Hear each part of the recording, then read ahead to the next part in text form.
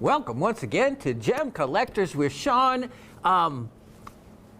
Merry and happy holidays and all that other good stuff that goes with this time of year. And I can't believe how quickly it's coming and going. And then it's my birthday. But before here, just in a few days, I think it is Asif's birthday, which, of course, from what I understand, Asif is quite the celebrity.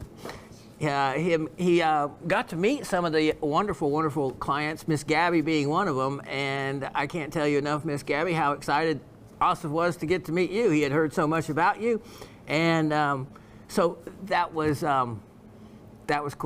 That was cool. So we had a nice chat about him and that exchange. So yeah, exciting. Before we go on any further, though, I do want to make a mention of it. Some of you may not have known him, but it would be amiss if I didn't, because Sky, who many of you have seen for a number of years, he's been here since he was a teenager. And I was talking to Raven, and just to, I guess, drop the bombshell on you if you don't know, he's passed away after a long illness. To us, it doesn't seem really relatively long since the start of it. And we're all just kind of shaken up by that. We, as I was talking to Raven about it and talking to Asif, we here, especially those of us who are as hosts and have worked here, are almost all of us are older than Sky was. We watched him grow up. We watched him get married. We watched him have children, and to watch him pass away all within the time that we have spent here at Gem Shopping is to see a person's life evolve and then be taken away. It's saddening, and you know, it can't help but to make you appreciate, I guess, more each day that we're giving. And that there's a video tribute for a minute. Thanks for reminding me. And have it ready. Is it like for now? Yeah. Oh, excellent. Okay. Because I haven't even seen it yet. And that's what I was going to mention to all of you, that Gem Shopping, Asif, has put together an amazing tribute video to Sky, and I want to see it, and I think all of you would appreciate it too. So let's watch that video right now.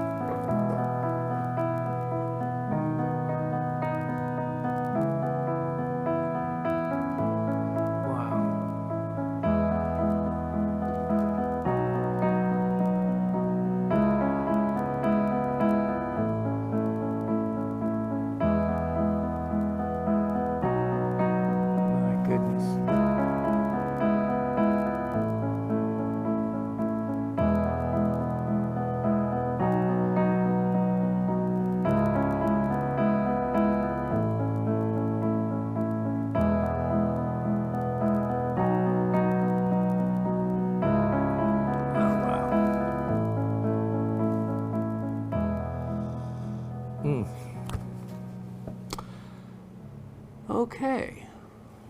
I probably should have watched that previously before seeing that, and maybe either way, it would probably bring tears to my eyes again, no matter what, because I did a live show 9 years ago, and as a host in that program, and also I was a specialized host in selling nothing but Frank's items. And the shows I worked with Sky on were those specialized shows of the higher end gemstones that took a knowledge of stones to be able to present them. And I was telling Asif, you know, that I can certainly be one to assess whether someone knows their gemstones or not, and Sky knew his gemstones. He'd carry around the book, Gemstone World Guide, and I watched him many a times sitting reading it in the bleachers, we call it, where the sales reps are in front, and he took hosting to the level that it needed to be taken to, and knowledgeable, personable, honest, a really fantastic person, and I guess it makes me feel my back pain just a little bit less. My missing tooth bothered me a little bit less, and you know, just appreciate what we have, because he wasn't even 40 years old, and 3 beautiful children. We're gonna miss our Sky. We really are. So I just wanted to mention that, and I'm glad, because I wanted to say to you to go to the live shows to catch the memorial that they're running all day yesterday and today as well. And I'm glad we could do that. Asif's amazing. And so, yep, I have Asif here and Latif coming up. So I have number 1 and 2 for production, just the top dogs. So they're going to bring us a great show today, and I am going to provide the entertainment behind the scenes, kind of in front of them as well sometimes. So okay, let's get started. I have a lot to show you. I think I could show you every item new. Last week, I'm not even going to go try to explain it, but it was intended, of course, to bring the show to you. It was ready to go on Monday, but a snafu happened, so oops. Like I said to you before, though, if there's no notice and if the show doesn't show up on a Monday, start looking for it every day, because it will be coming at you. Same thing, schedule. So today, I'm recording this show on a Monday. Tomorrow is Tuesday when it's going to air. I'm also then going to be recording the regular show on Thursday for a Monday show. So no shows are going to get missed. You're going to get to see one a week, and I really appreciate production working with me to be able to bring that to you, because I was ill.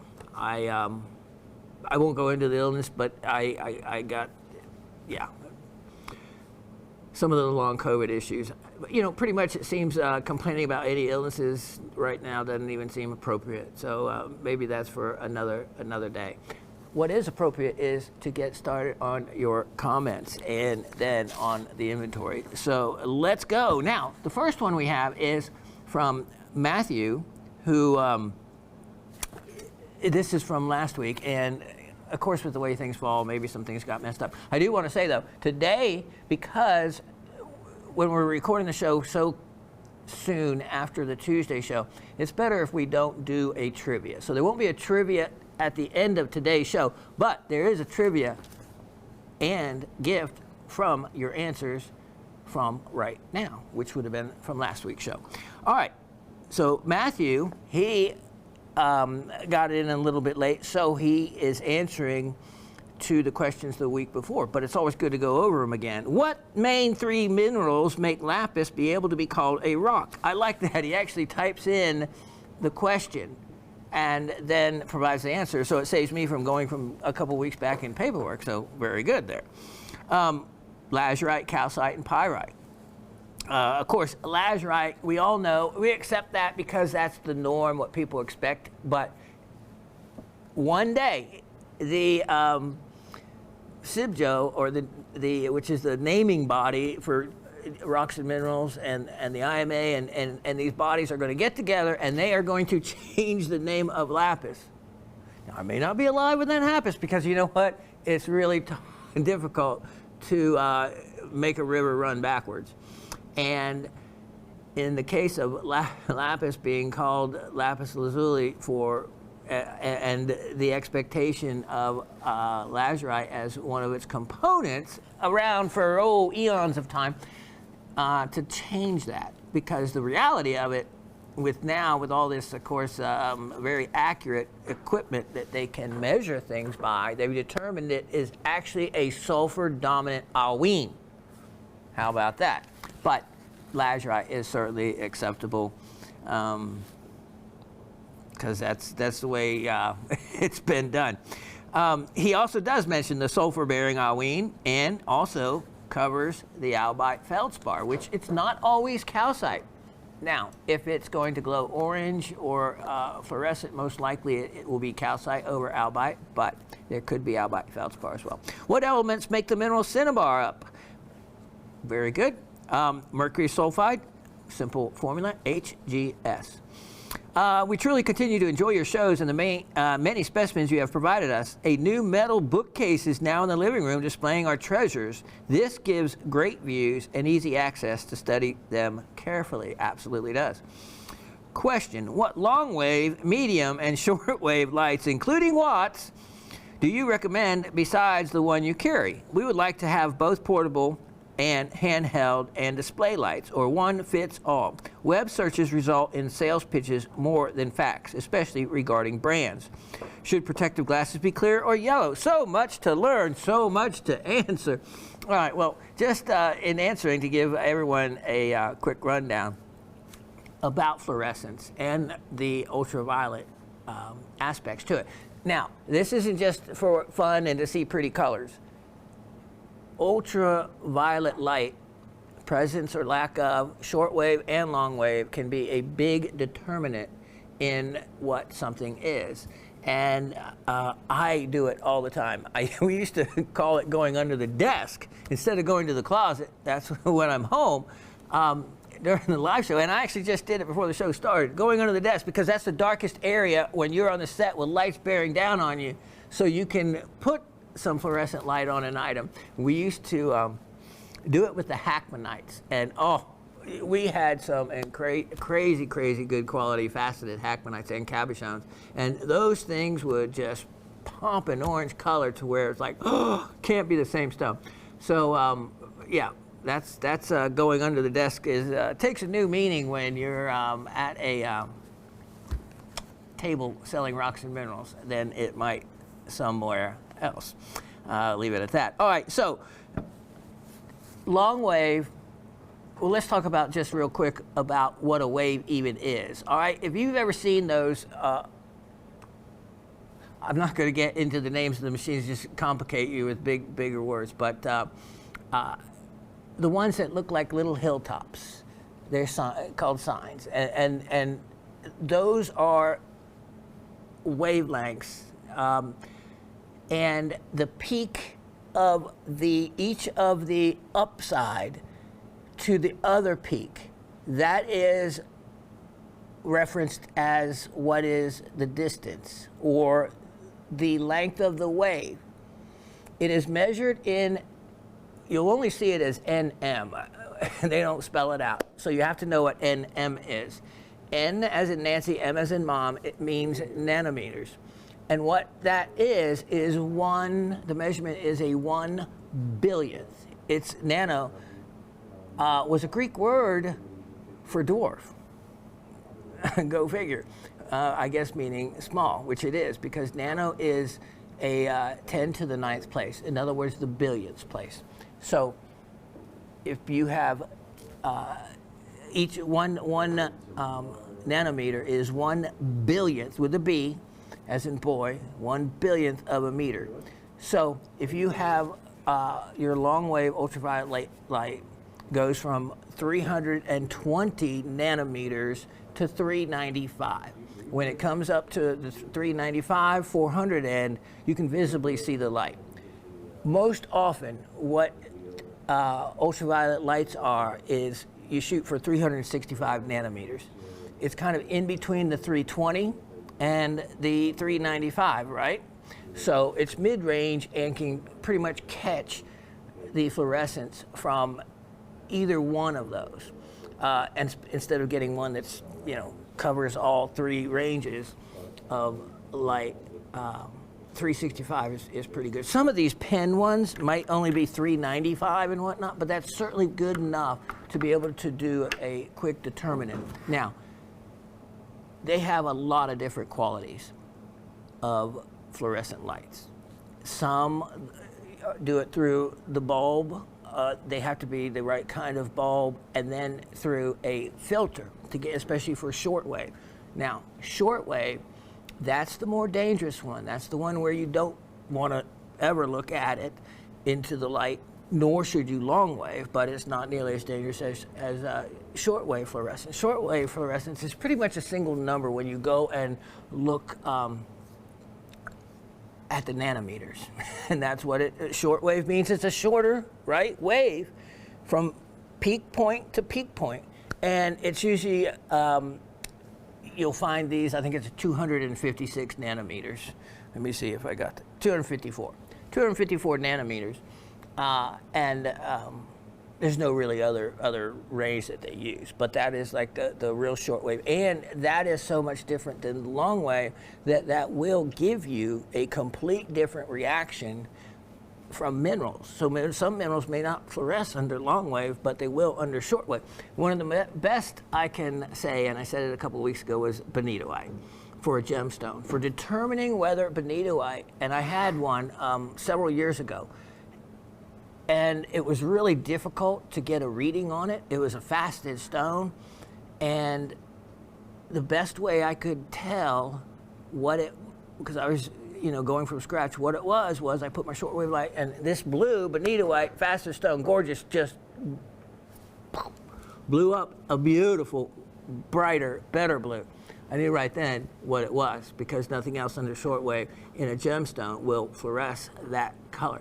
So then the rest of my testing confirmed for that to be what it is, and also the little bonitoite crystal. So I'm seeing if I can have another one. I know Brad wants one, and probably some others, but I had a whole bunch of them at one time. I had an entire flat that I probably would have sold, at least a half flat or whatnot. But as far as the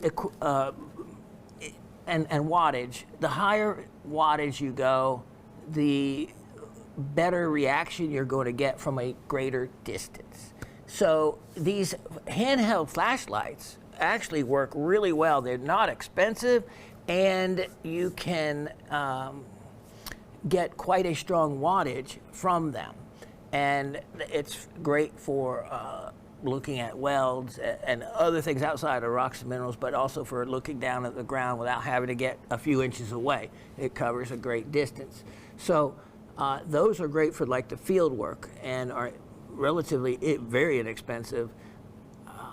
And there's many different brands. Just look, the most important thing is try to get a 365 nm nanometer one and not the 395.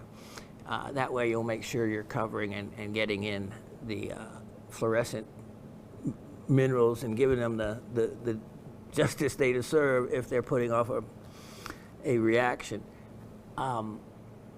There is other ones that are like $400, $500 that really won't do much more than some of these others, but of course in other cases you get what you pay for.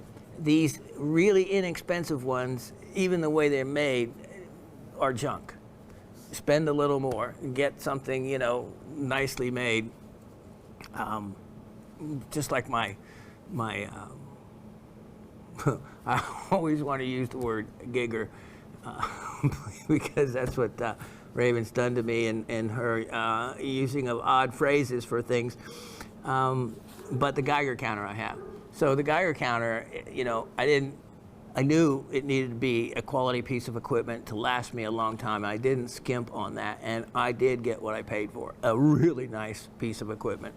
But as far as the fluorescent ones, shortwave is really difficult to get a lot of wattage, and your minerals have to be closer up and in a much darker room.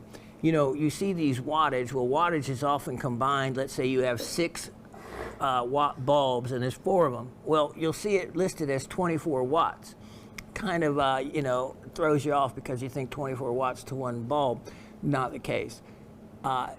It's just do a little research. There's a lot of good long wave out there. The main thing is make sure you get one that's 365, not 395. And the higher wattage you go, again, the further away and the stronger the fluorescence in many cases that you'll get from the specimen. Other than that, you know, there's a lot of choices in the fluorescent ones.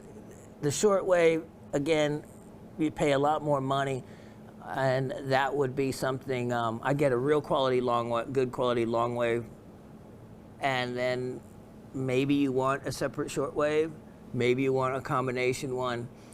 If you want to get a different one for the field, the cabinet, and the portable, expect to pay some money to get all of those. I just have a strong flashlight handheld one for the field at night, and I have a small compact portable shortwave long wave combination for the closet, and that really has covered all the uses I need. As far as the glasses go for protection, as long as it says that it protects you against the particular wavelength you're looking to be protected against, then I would go with clear, just because you want to see the specimen for what it is. Because once you get the reaction from it, you don't want to be looking at it through rose tinted glasses or yellow or any other color. So the ones that are clear, as long as they have the UV protection, you're fine. One more thing on windows, and this is where we're not going to get into it because there's UVA, UVB, and UVC. Oh yeah, 3 different ways that they rate ultraviolet light. UVB and UVC are the ones that your household windows protect against. UVA, no. UVA still gets through a household window, so you can still get ultraviolet light. And that's why if you sit in a window with your arm on the back of the couch every afternoon as the sun's going down in the afternoon, one arm is going to be a little bit more tan than the other because you will be getting some of that ultraviolet radiation through there. So there's a whole lot of science to ultraviolet rays, and but we'll just touch upon it as we need to for how it relates to gems and minerals. So I hope that answers some of your questions. As far as brand names, again, those are something that you have to make that decision on your own and pretty much do your own research. There's a lot of different brand names and a lot of different prices. But I saw some good ones on, you know, that big site that is worldwide known, that is the name of a river in South America. But they can work fine for you, especially for field things. Now, for cabinet display, you want a stronger wattage, and it doesn't have to be battery powered. And that way you can just use 110 volt and get a lot stronger reaction. There's probably not one piece that you could use for all, unless your mineral specimens were really close to your light source. Okay, that's a little bit of info in a few moments. Like the ultraviolet beast here, the 365 nm at $79. That's a handheld light that has a wide range, and you find something like that for $100 or less than $100 that you can plug into 110 volt. Then I think it'd be a good value, provided that there is a name behind it. These two that I looked up had long-standing names in the industry, so you can count on going with something like that. Okay, so stay well and Merry Christmas. Matt B. from Shiner, Texas. I'll have to look up where Shiner, Texas is. That's where they make that beer. That's where they make a beer. Okay. Shiner Bock. Shiner Bock. Listen, we got a beer expert here. One, but I went to school in Austin, so Ah. it was a big drink. A big thing out there, huh? In Austin. Okay. A city I have never been in. I used to watch Austin City Limits all the time, though, growing up. I used to like that. They had some good bands on there. I don't even know if they have Austin City Limits, though, anymore. Can't believe I remember that. Yeah, that is kind of wild there. Who doesn't drink beer? I know. I have drank enough beer to float a battleship in my time, but I have not drank any beer in 15 years. I have never finished a beer in my life. Never finished that's I don't know if I'd go around saying that, Austin. Yeah, never Never finished a beer in your life. Wow. I don't think I'd admit that. I have finished enough for him, though. I made up for that. Finished some bottles of vodka. Ah, vodka. Vodka. Potato whiskey. Oh, my. Hi, Professor Raven. GSN. No, that wasn't Professor Raven. That was Hi, Professor. That's me. Hi, Professor Shawn. We don't want to get that mixed up. Give her a big head next door. The Raven. GSN crew and the whole Rock family. It's 3 p.m. on Wednesday, and all we have is a mislabeled repeat of the 11:27 show that appeared Tuesday, and no message in the community section after 3 phone calls. Well, I want to have you know, this must be Miss Barbara. It is Miss Barbara.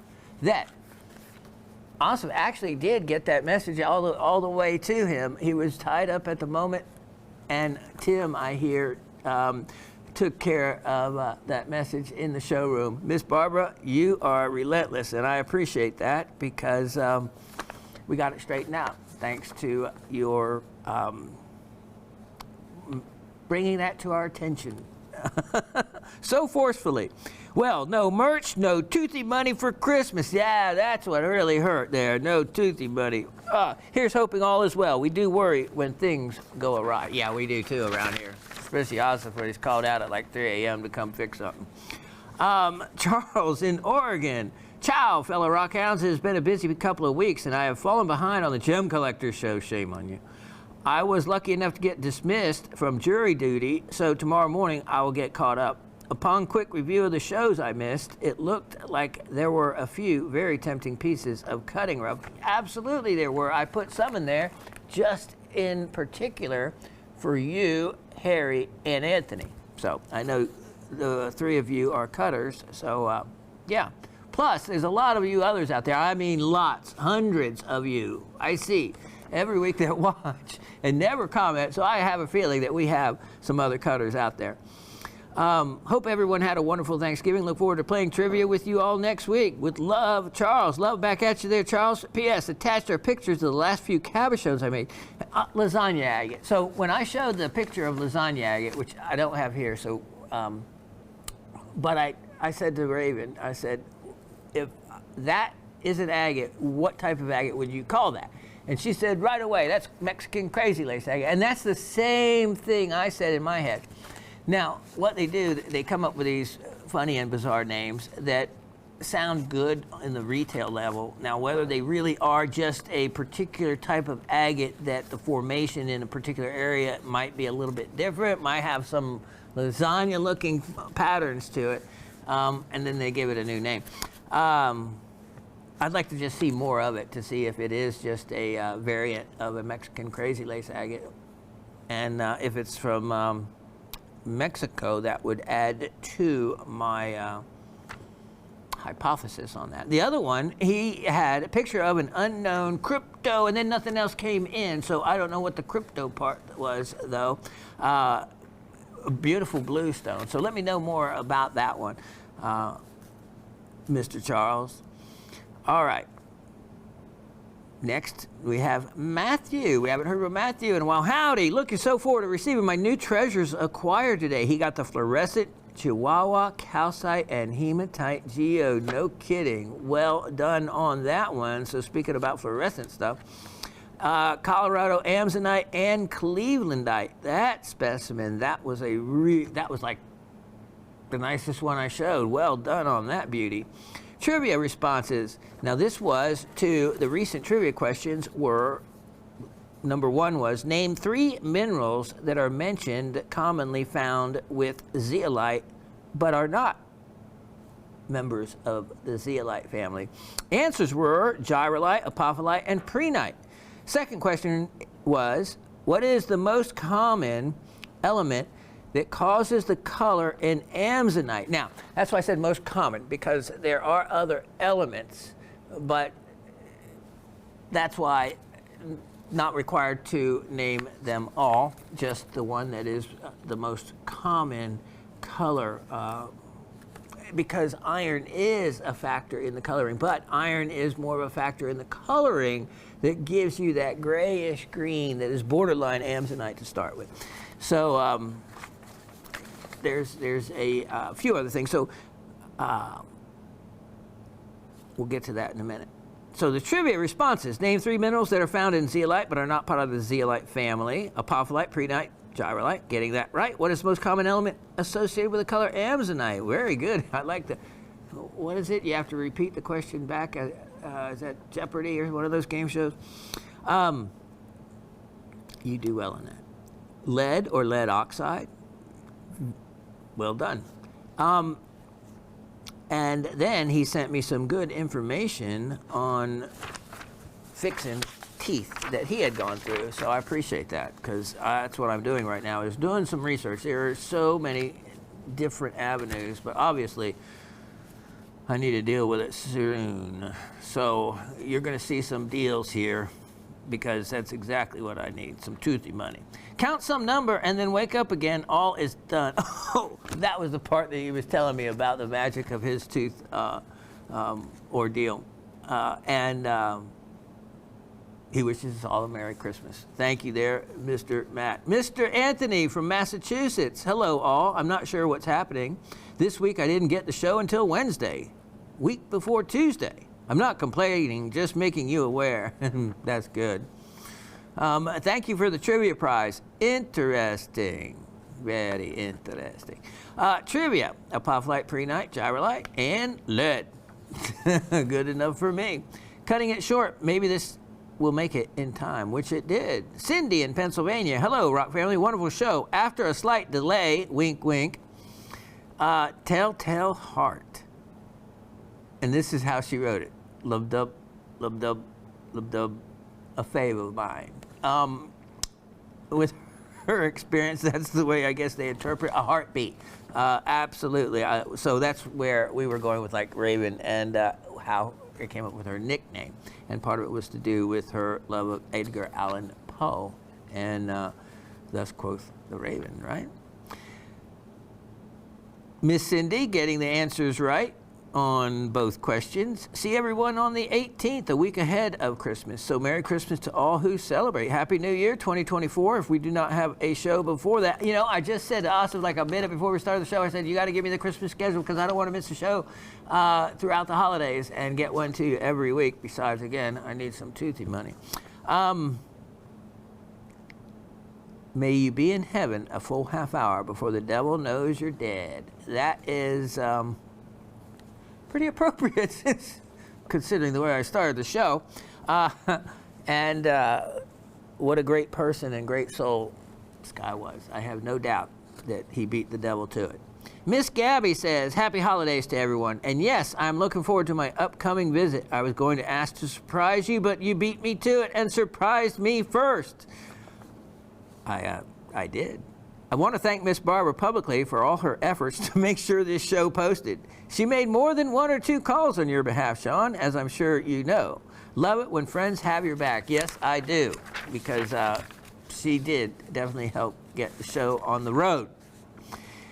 It will be after the first of the year, but I'm going to be sending more pics to Summer for more ornaments. I was glad you brought that up. I wasn't sure she was still available. Yes, she is, and she needs some running money. She and her, well, I mean, you could call it her only boyfriend, and he's a wonderful guy, Darren.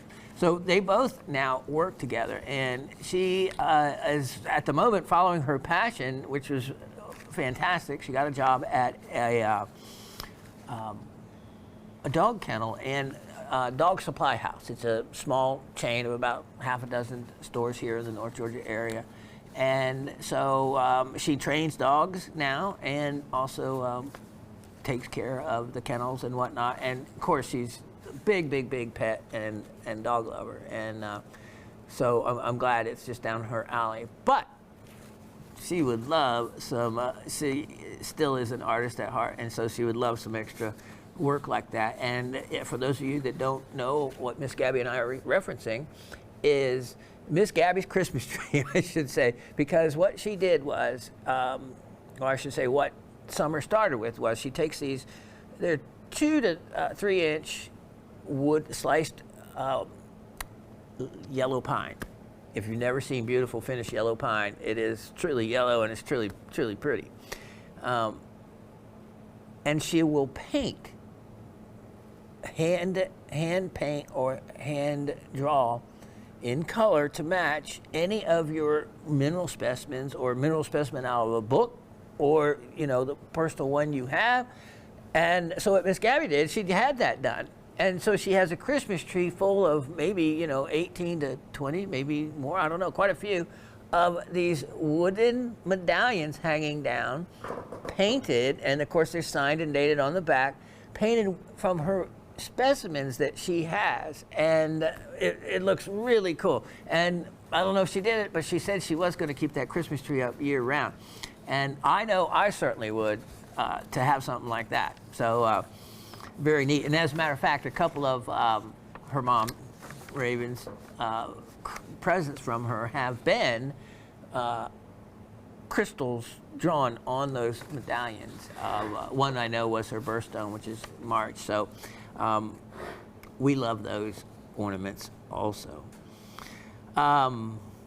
Withdrawing from trivia, but the answers are apophyllite, prehnite, gyrolite, and before the show, I would have said iron on the coloring agent in amsonite, but now saying lead. Love and hugs to all. Miss Gabby, yes, lead would be the primary one. Not to say that divalent iron, Fe2+, can be a factor, but the most prevalent one given is lead or lead oxide.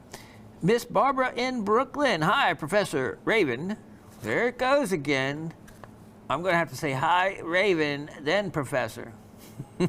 GSN crew and the whole Rock family. Since you're skipping a show next week, we aren't skipping a show. We're working really hard, so you have a show every week. I figure I'll make this short and just answer the trivia. More time to get through more merch before Christmas. The three minerals mentioned were zeolites, but not themselves, which appear with zeolites, but are not themselves, are prehnite, apophyllite, and babingtonite. Babingtonite would be correct. We mentioned babingtonite, and it was in there, so I would probably accept that. It's not the primary one we were looking for, but you snuck around on me on that one. Instead of copper, the color of amsonite surprisingly has been attributed to impurities of lead monoxide. That would be PbO. Iron +2, that's divalent iron. Rubidium and thallium, alone or in combination. However it's made, it sure is a pretty feldspar. Here's hoping everyone is having a great holiday season. Miss Barbara from Brooklyn. And that's going to get it for everybody. Good job on getting the answers there to you. We do have a winner this week. We had several, and we have several. We assign a number to each name that has the answers correctly, and then we pull one out of the hat. This week, the winner is Matthew. Matthew, let's take a look at what you have won. You're going to find it quite interesting, I think. And we'll get the color more than what this is. But Asif's right now doing a couple of jobs, so running back and forth. This is a really cool, polished, as you can see. Look how he did that. How did he do that? He's not even standing there. No, they do it from the camera, so I don't know how he did that. Look at this. So you have, these are the coconut geodes. One of my favorite geodes worldwide for the money and for the incredible formations you can find on the inside. So this one, you have goethite, which is these little plumes that you see here on the edges, especially one like that. That's a classic look. And then there is calcite, and there is calcite crystals like one right there that you'll have to find the rest yourself. But you have an agate lined edge, and it's just a beautiful, beautiful geode. And what I did actually one time was I put one of these in acid, and it ate away everything except the quartz, and it left a really interesting formation on the backside.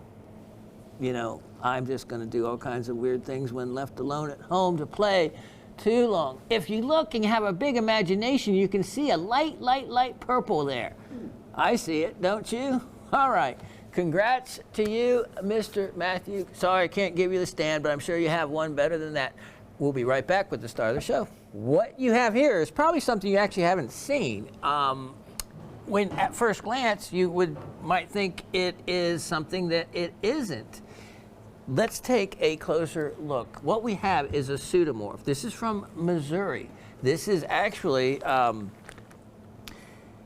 the kind of, I didn't write it on there. I meant to put Reynolds County, and this is from this well-known mine there. And what has taken place here is you have pyrite crystals that have pseudomorphed into hematite crystals. Because when you look at these and you realize at first glance that they are cubic or isometric. You see all these little squares, and when we look at them closer, you can see it even more pronounced. And when we come around to the back side here, you're going to see some of the red and some of the rust that is often associated with hematite. Now, let's just go and shoot through my handy dandy little thing here that probably, and you can see, let me get that. Are you going to focus, or let's see, there we go, there we go. All right, as we look at these, you can see that they are obviously have a squarish pattern to them, and like that. I mean, that's like what would be compared to hematite, which is trigonal. It would not look like that at all. So what these started out with was as pyrite crystals, and they were replaced, which is something that does occur in the mines there, were replaced with hematite. Now, a couple other ways to verify that is to check the streak. In other words, if you have one of these crystals that you can rub against a back of a tile, they normally say, but a streak plate, or pop one of them off and do that, you can get the streak. Well, it was easier for me just to take a sharp metal object and I just pressed against the surface of one, because pyrite can oxidize and it can turn a dark color, but it's always on the surface.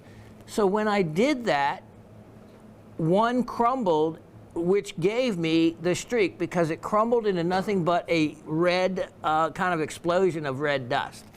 And that gave me the same reaction it would have if it was on a streak plate. So definitely hematite by way of crystal formation and by way of streak, and then other determinations. You know, determining, yes, that it is hematite, and no, it isn't pyrite. And so that's what we have here. We have a really, really neat specimen. And you can see where they even clustered underneath, you know, the edge there. So this specimen may be growing something like this. Look at this. Look at this, though. The back is just as interesting, with all the open little vuglets. Little miniature pockets lined with crystals, lined with a little edge of agate. It's really, really attractive if you had only looked at like that. Look at that. If you had a specimen and you showed it just like that, that's beautiful in itself. But then when you have that on the other side, and then look at the edge here. This is what tells you the layers of how it first formed. There is a botryoidal surface. It's difficult to see because it's so white, but you can see the botryoidal surface. It's actually quartz. I thought it might be calcite. No. So this is one form of quartz. Then there is a another layer of quartz. Then a layer of the different. Look at this. The different, more botryoidal quartz, and then finally another layer of the druzy. So this was a multi-layer process. Look at that sticking up there. That's kind of neat and interesting. And for it to be a pseudomorph, for me to be offering it for only the price I'm going to offer this for, is a crazy opportunity for someone to get in on a genuine specimen from Reynolds County, made in the USA, so to speak. And some of these were only found in the viburnum trend. So that's even more desirable. Price on this guy, only $28. Only $28 on that. All right. Now, let me show you. I have something here that I have not offered one of these in a long time. So here is item number 114-9123.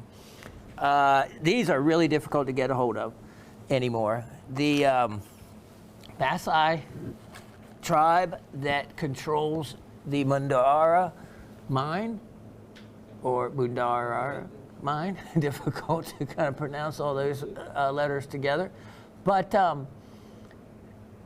they've had issues, and then mining's been a problem.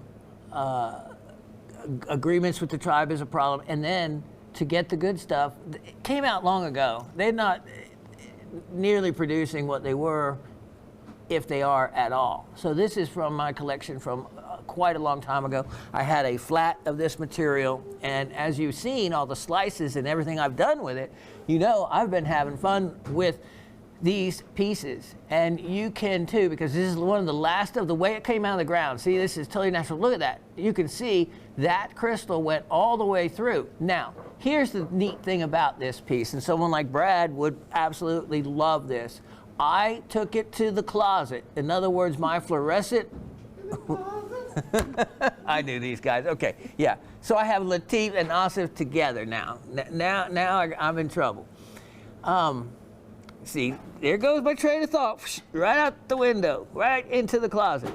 After you got done with what you needed to do in the closet, then you got the gemstone? Something like that. Asif? Yeah, something like that. I have no doubt they heard that. You know, unlike the live shows, we used to, where you turn your microphone off and on all the time, I never do in this show. If it's said, it's recorded.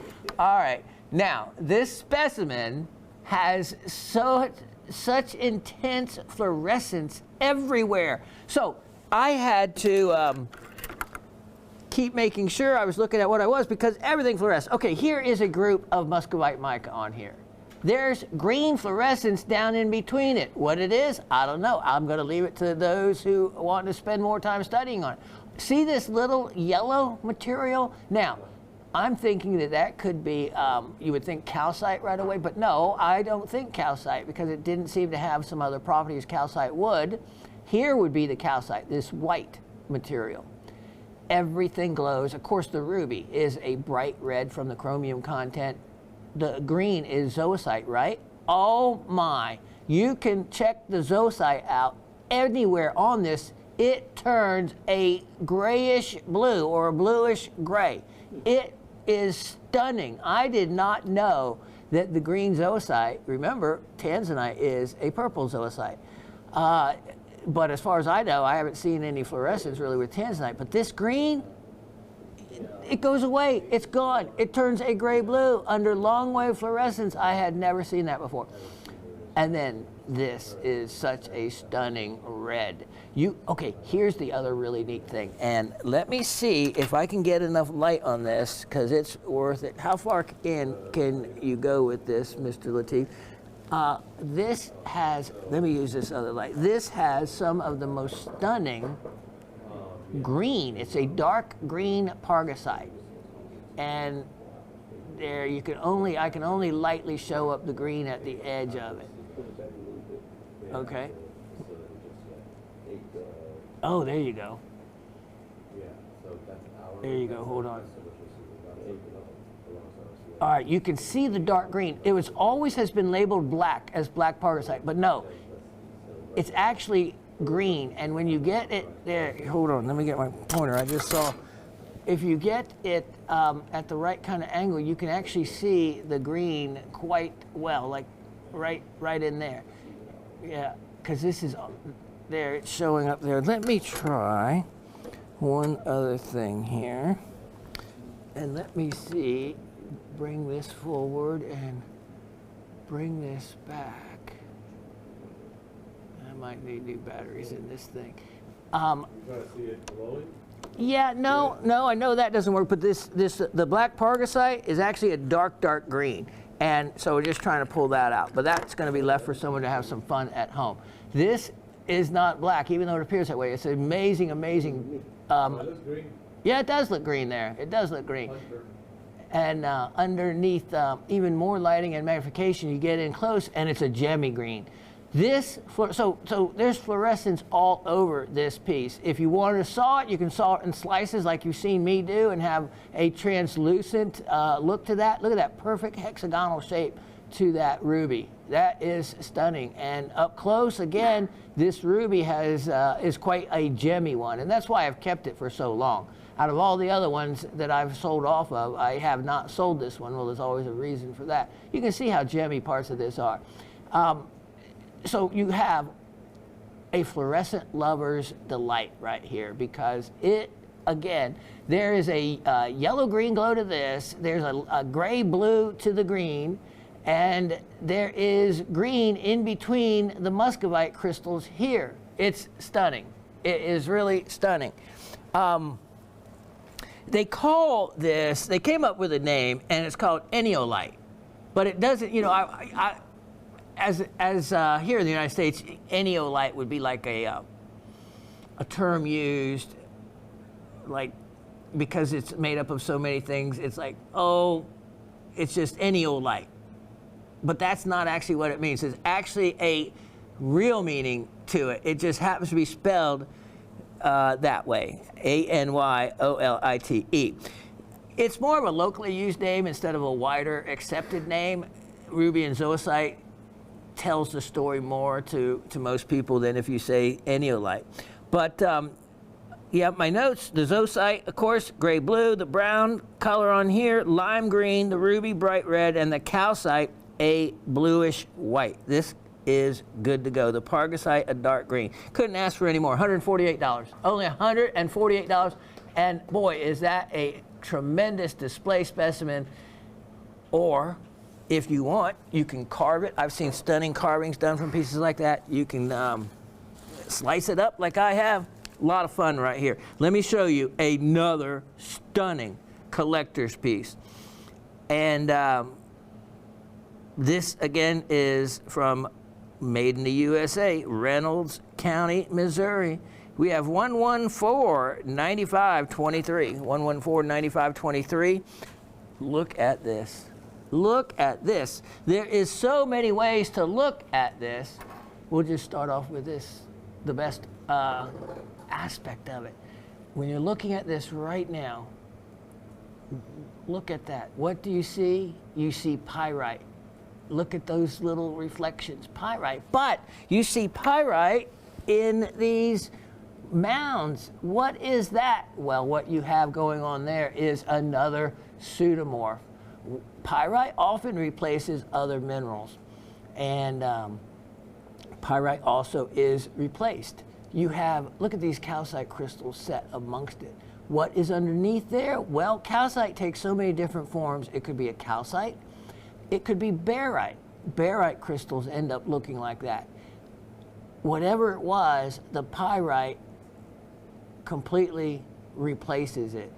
And that's what you're left with this really interesting formation.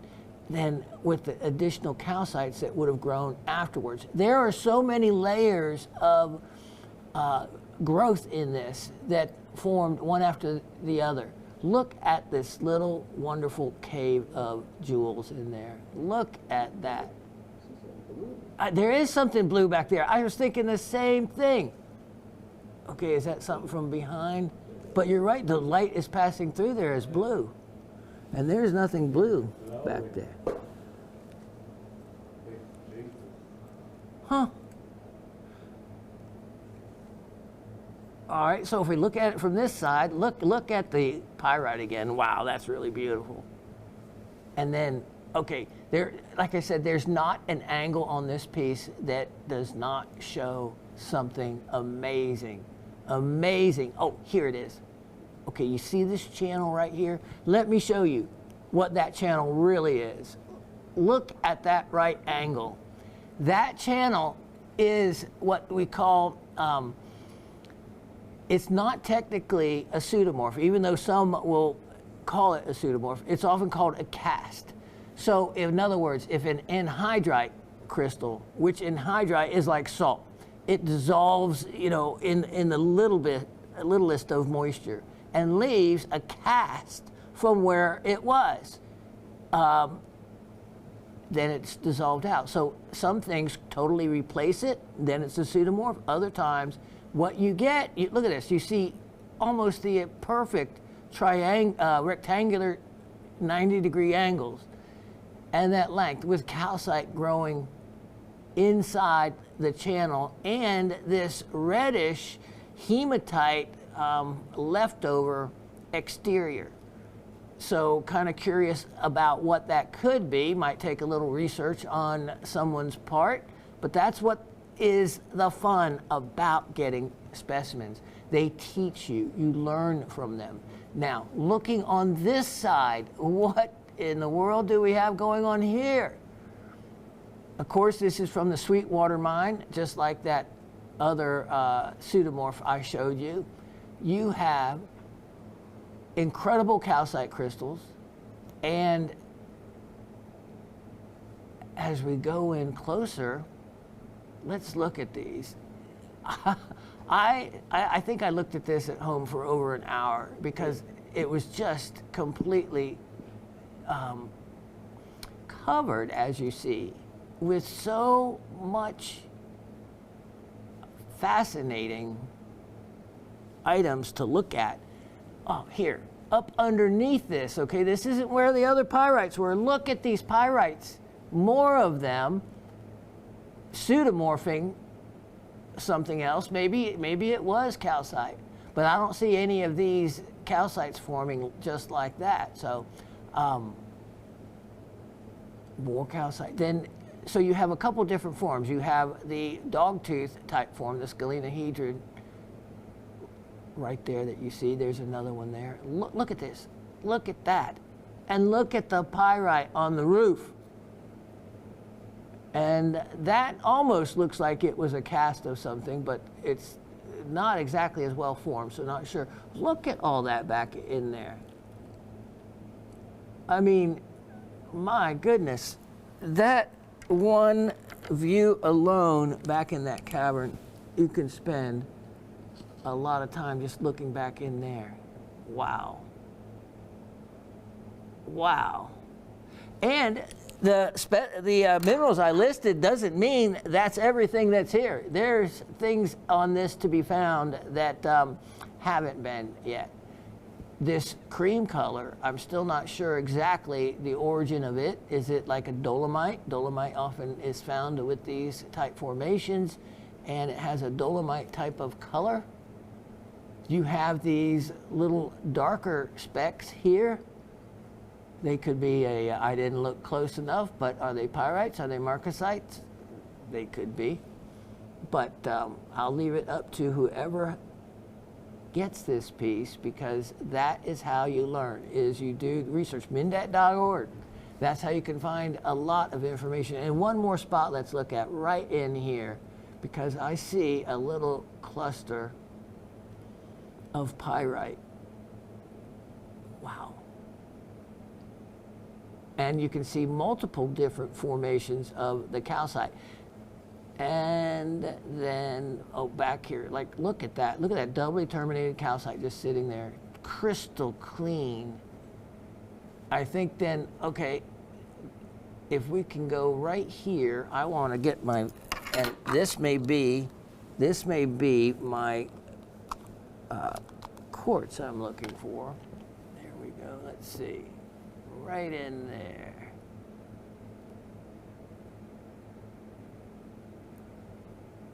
Oh yeah, so this is all There's a calcite crystal there, but what the base of it's all on, it looks to be like druzy quartz or larger quartz crystals.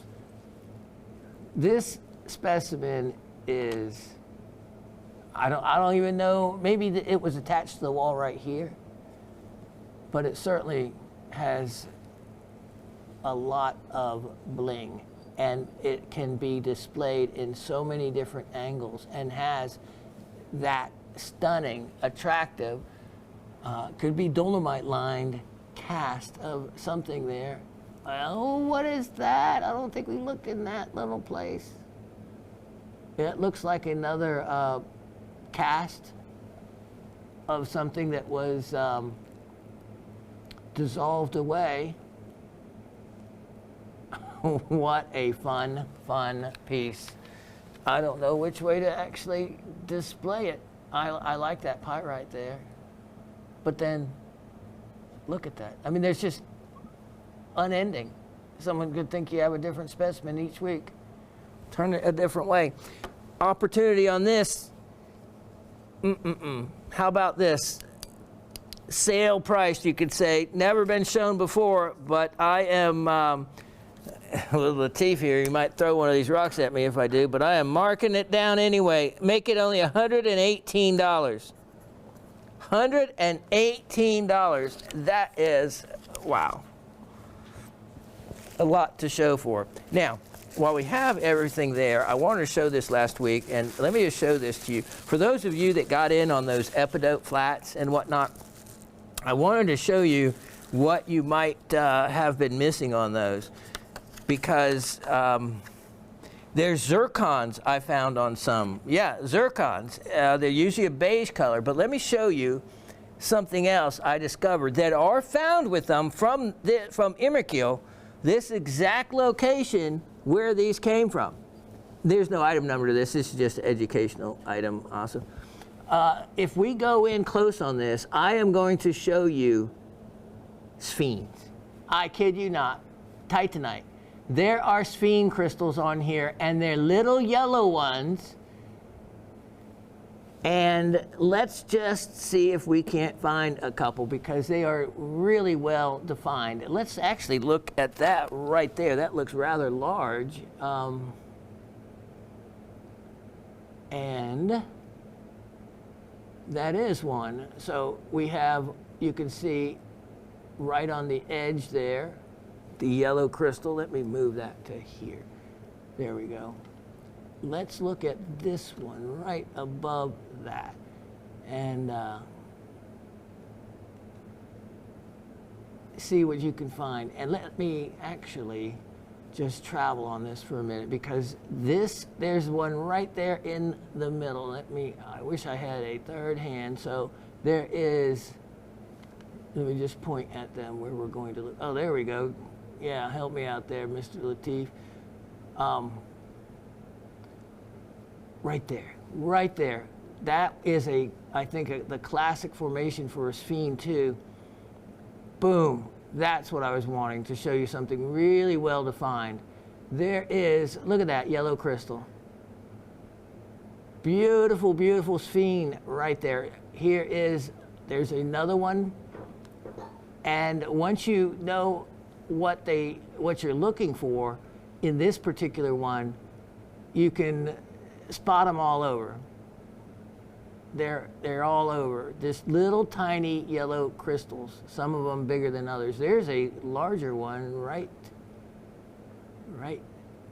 there, which you can see. Look at that. Look at that crystal. You see it there, Latif, don't you? Mm-hmm. Yeah, you can't miss that one. All right, that's all we need to show you right there, because that's why I kept this one. But other ones in that, yeah, look how that stands out. And there's one right on the other side of it. Like I said, once you know and start, there we go. You can just spot them even without magnification. They stand out, and they're big enough to be seen without magnification. Yeah. So anyway, for those of you that get either, a lot of you have bought individual specimen epidotes. Look at your epidotes closer. I should have, because I wouldn't have sold them as inexpensively as I did a whole flat of them at a time. Look at that. There is one sitting right there, a large one. Let me get that thing. Let me see. Where are we? We're right here, and I'm going to go right there. Look at that spheне sitting in there, hiding right in the edge of that. Wow. All right. So that's just a little educational thing for those of you that had gotten in on those sphenes before. I told you I was going to show you to make sure you weren't just giving them away. I know Miss Penny gave a few away. She probably wishes she hadn't have. Let me show you something really awesome. It is 114-8723.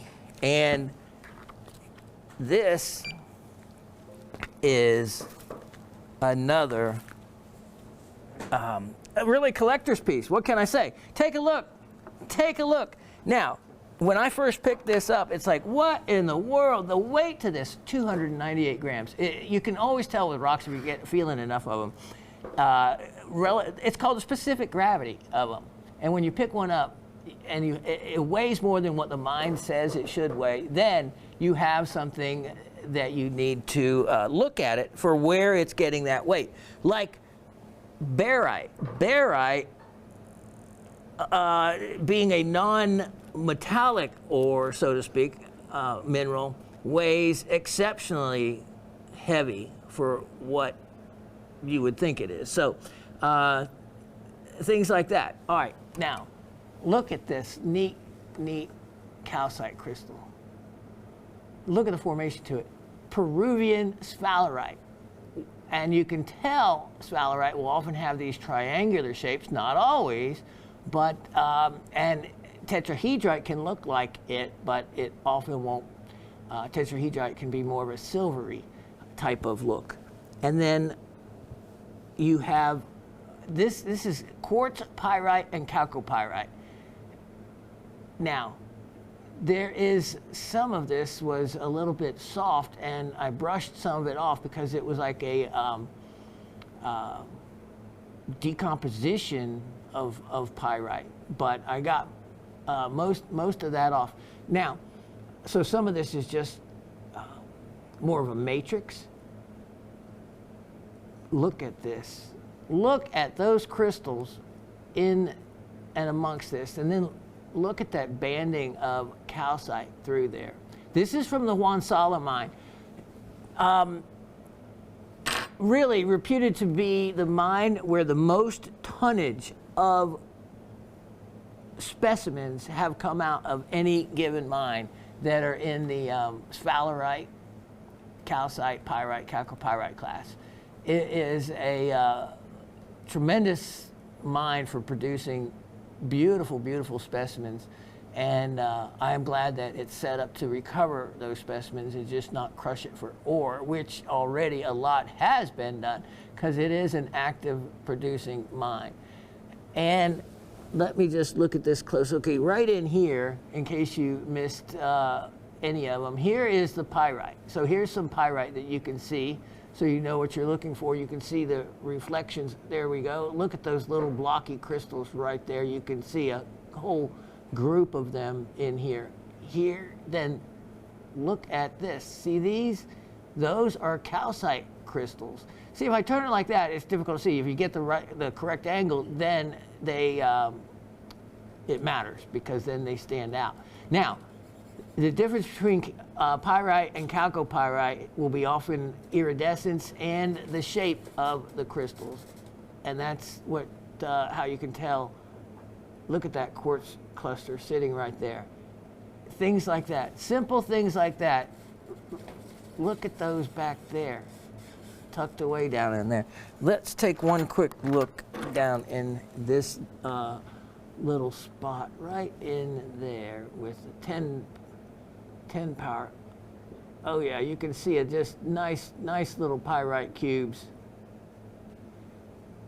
Chalcopyrite you're going to find, and it's going to be the other material right there is chalcopyrite. And you can see a little iridescence and the not as crystalline, but you can see pyrites tucked around. So this is one to explore. It's one to be able to learn the difference between pyrite and chalcopyrite. And let me see on, oh, that's right. That's right. I checked the fluorescence on this. This, I am glad I looked at my notes because I would have forgotten to point this out. So with calcite, you always check for fluorescence because a lot of calcite will fluoresce, but a lot of calcite won't fluoresce. More will than won't, but some will and some don't, just for no particular reason. But if it's a manganoan calcite, manganoan, not manganean, difference, but it will often fluoresce more so than any other, like you expect it to fluoresce. All right, so when I put the fluorescent light on it, these calcites, even this large one, did not fluoresce. Now, how did I test a lot of this? Well, the hardness test. A hardness test is still one of the most common tests I use. All right, but if you look at this one particular crystal right there, and you look at it carefully, you'll see that it actually has a different shape. Yeah, I don't know if that has anything to do with the fluorescence, but I don't see it here. In other particular light I had, I saw a little bit of a pinkish look to it. Either way, the fun thing about this specimen is this one crystal fluoresces a stunning orange, and none of the others around it do. Just this one. And I tested it, the hardness, I still believe it to be a calcite, but I believe it has a manganoan content to it that is allowing it to fluoresce like it does. I checked some of the other chalcopyrite material in and around it. You're going to enjoy this specimen. I have a really good deal on this, $68. Only $68. And wow, there is, again, every side is enjoyable to be viewed. You can't really tell where it could have been attached to the host rock, but any one of these sides probably broke off like that, and that's what you get, just a wonderful, wonderful mix. And look at how well formed those sphalerite are from a well-known mine for only that much. All right, let me tuck a couple of these away and I'll be right back. All right, if you don't recognize it, what you're looking at is a diamond paper, and we're unsealing it. And it always is a way to tell someone's experience with gemstones in how they open these and close these up. It's terrifying when you're at a show and the dealer will give you papers to like look through it and open. And if you do not open these correctly, you can cause the center paper to pop and it will shoot gemstones all over the floor, the aisle between one set of dealers and another set, and everybody pretty much stops when that happens and then gets down on their hands and knees and then you're thoroughly embarrassed. And then if you fold it up wrong, the dealer will promptly fold it correctly in front of you and embarrass you more. So this is something that you just should know. All right, so I'm opening this, and it is a official diamond paper, and it will have, the proper ones will have the proper color white, meaning a true white. Some, but almost all, will be a little bit off color depending on if you're buying or selling. And that's why you see actually a difference between this color paper and the outside. All right, we're also under a yellow light, not exactly the correct light. So then what I have is a true piece of white paper to show you the difference. If you don't have this white paper, then this paper can look white to you, right? Exactly. It's depending if you're buying or selling. So I have put in a true white, and now you can really see the difference. Diamonds are graded by looking at them through their side, because if you look at them from above with the cut, the brilliance of a stone will mask the color out. Here is an opportunity on a 48-point diamond, just shy of a half carat being 50 points. A 1 carat, of course, is 100 points to the diamond. You can see it against this other paper, looking at it through its side, and it looks quite white. But the proper way is to put it on a truly white paper and look at it through its side, and then it doesn't. You can actually see the shade of color that makes it an HI versus a DEF, the top 3 colors that are considered colorless. And so an HI range, though, is one of the most common ranges they're sold in, and you get really some of the best value. SI2 clarity, same thing. By way of clarity, what you get is a stone that the inclusion is not visible to the naked eye, but under a 10 power loop, you can find the inclusion. Look at the brilliance to that. That's what really matters, that's what I always say, but how does it look face up? And that's what really matters. This has a polished girdle, the girdle being the circumference of the stone, the little part that goes all the way around it, that's called the girdle. The tip at the bottom is called the culet. The point, the V shape at the bottom of a stone is called the pavilion, and above the girdle is called the crown. The big flat table across the top is called the table. Now you know all the parts to a diamond. Let me just flash the light across the table, and you'll see that it is in the shape of an octagon, a stop sign shape. And it is that it is, there we go, it is based on the cutting. There's 57 facets. Why it's an odd number? Because there it is. You count the table, the large flat facets, to a modern American brilliant, which was figured out in the mid-50s. And then they have all these, hearts and arrows cuts and Tolkowski and all these other names they've put to just slight variances from that. In the 1940s, they came up with what was called a transitional cut. That was a cut between a brilliant and a European, and they really stood out. If you saw a transitional cut, you know it looks different. And but this is a classic modern brilliant, 4.7 millimeter diameter, so just about what it should be. It could be, 4.8, 4.9, a little bit better, but still, it's not a stone that has been cut deep, and has a great brilliance. You can't see the inclusion, even if I go in. This is a 10 power loop with a 10 power. I'd love to be able to actually show you the inclusion, but I don't think we'll be able to find it. Because even in an SI2 with a 10 power loop, unless you know where great job there, Latif. If you know where you're looking, maybe you can see it, but I actually don't know where it is, and I can't see it offhand. So it's one of those, if you find it, then go back in with a loop and find it, then you know how to grade it better. To grade anything VS1 or higher, you need to use a 30 power. Find the inclusion, then go back and see if you can see it with your the 10 power loop, and how you grade it between VS1 or VS2.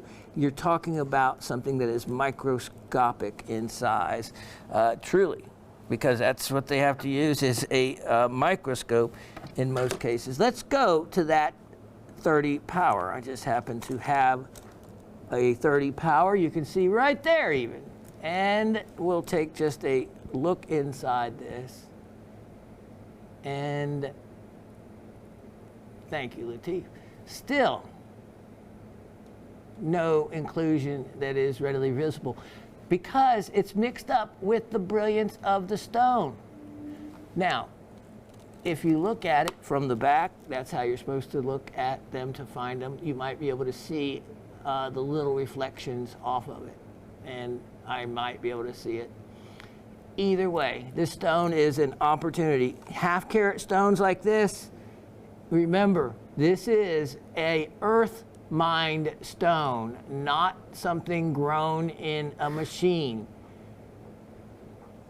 I won't go further on my opinion of man-made. You already know how I feel about synthetic versus genuine, and that applies to all stones, including diamonds.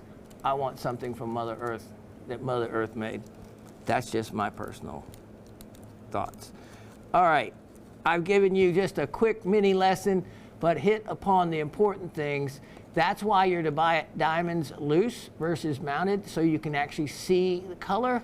You can make sure there's no inclusions hidden under a prong, because as a stone setter, if I'm setting a diamond and there's an inclusion at the edge, it would be completely incorrect if I set that not under a prong. In other words, as a stone setter and I'm setting a diamond and it has an inclusion at the edge that I can cover and hide with a prong, it's only proper that you do that, as long as the client knows there's an inclusion under the stone. That's why you buy it loose. The client knows the inclusion's there. You tell them, yes, but I can hide that with a prong. Only you will ever know it's there.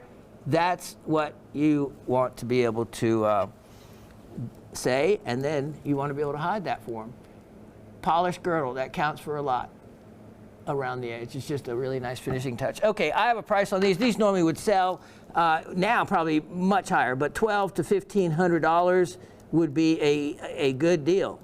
And remember, this is a genuine diamond, not a lab grown or whatever they want to call them. Now, yeah, I don't have an attitude about them. I have a great price about it. That's what I have, and I'm going to discount it from where I offered it before. This is an estate stone, and this is the only place. If I had to go and get this in the marketplace, you're talking about many times what I'm offering it for right now. Ready, set, grab it. I sold the other one that was a really nice stone. It was close to this one, but a little bit nicer. This has a faceted girdle. On the girdle, there's what we call, one last thing, what we call a natural. A natural is an original part of the crystal.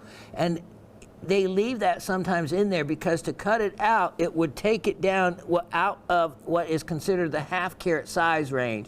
In other words, it would take it down to a 45, 46 pointer, and you couldn't really sell it as a half-carat. A 48-point diamond can be sold as a half-carat within 5% of the weight legally.